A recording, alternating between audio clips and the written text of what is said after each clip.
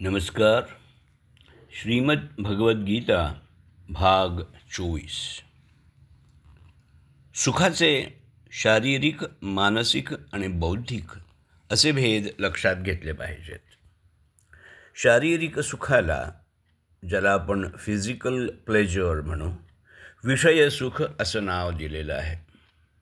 5 ज्ञानेंद्रियांना जाणवणाऱ्या संवेदनांना शास्त्रीय परिभाषेत विषय असं म्हणतात. अर्थात डोळे, नाक, कान, जीभ आणि त्वचा यांचे विषय म्हणजे क्रमशः दृश्य, वास, आवाज, चव आणि स्पर्श आहेत. या विषयांपासून मिळणारं सुख हे शारीरिक सुख होय. मानसिक सुखाचे आनंद, समाधान, प्रसन्नता असे प्रकार असू शकतात.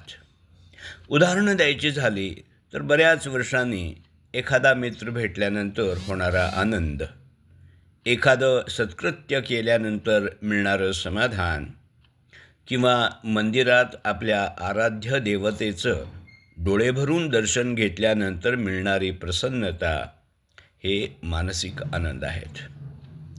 बौद्धिक सुख सर्वोच्च समजलं जातं आणि ते इंद्रियातीत असतं असंही म्हटलं जातं.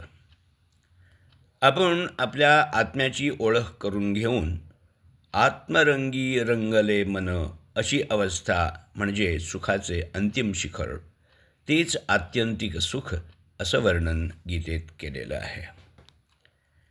आपणा सामान्य माणसांना अशा सुखाचा अनुभव अशक्यप्रायच असतो.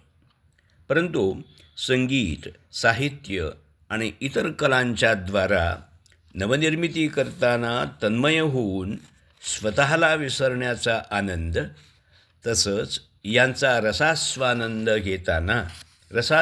घेताना देहभान विसरणाऱ्या रसिकांचा आनंद, एखादं गहन प्रमेय सुटल्यानंतर शास्त्रज्ञांना होणारा आनंद, एवढंच काय, एखादं कठीण कोडं सोडवल्यानंतर आपल्यासारख्या सामान्यांना होणारा आनंद, हे क्षण बौद्धिक सुखाच्या जवळचे असतात असं म्हणता येईल. ज्या बौद्धिक सुखानं परम आणि शाश्वत मनःशांती मिळते त्या अवस्थेला गीतेत ब्राह्मी अवस्था असं म्हटलेलं आहे. मानसिक आनंदाची पातळी जरी शारीरिक सुखापेक्षा वरची मानली गेली असली तरी सर्व तऱ्हेचं जे मानसिक सुख किंवा मानसिक आनंद आहे हे हितावह असतातच असं नाही. उदाहरणार्थ, एखाद्याचा कमीपणा दाखवून आपला मोठेपणा सिद्ध करण्यात किंवा कोणाचा सूड घेऊन झालेला आनंद हे नक्कीच आसुरी वृत्तीचे म्हणून हलक्या प्रतीचे मानले गेले पाहिजे. अशा तऱ्हेच्या आनंदानं मनातील विकार ढवळले जातात आणि मानसिक शांतीचा भंग होतो. गीतेत स्पष्ट विधान केलं गेलं आहे, अशांतस्य कुतः सुखम. ज्याच्या मनाची शांती नष्ट झालेली आहे त्याला सुख कोठून मिळणार? म्हणूनच सुख शोधायला निघालेल्या माणसाला कुठलं सुख हितावह आणि कुठलं हानिकारक हे समजून घ्यावं लागेल. यासाठी सात्विक म्हणजे उत्तम, राजस म्हणजे मध्यम आणि तामस म्हणजे कनिष्ठ अशी 3 तऱ्हेची सुख गीतेत सांगितलेली आहेत.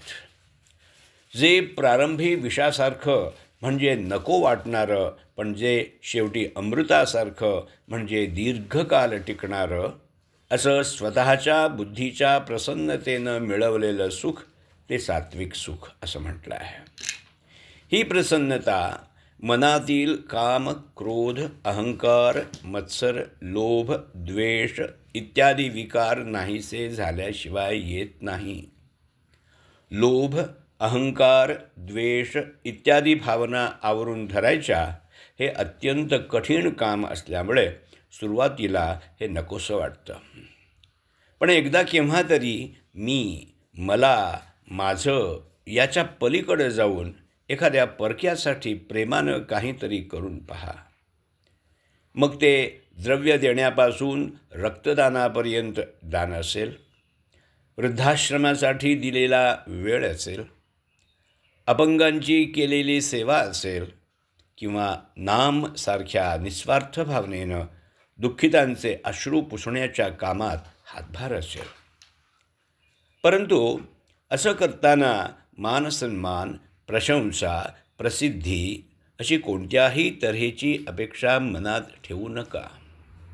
आणि मग जे सात्विक सुख, जो आनंद आणि जी प्रसन्नता मिळते त्याचा अनुभव घेऊन पहा. असं सुख हे दीर्घकाल टिकणारं असतं.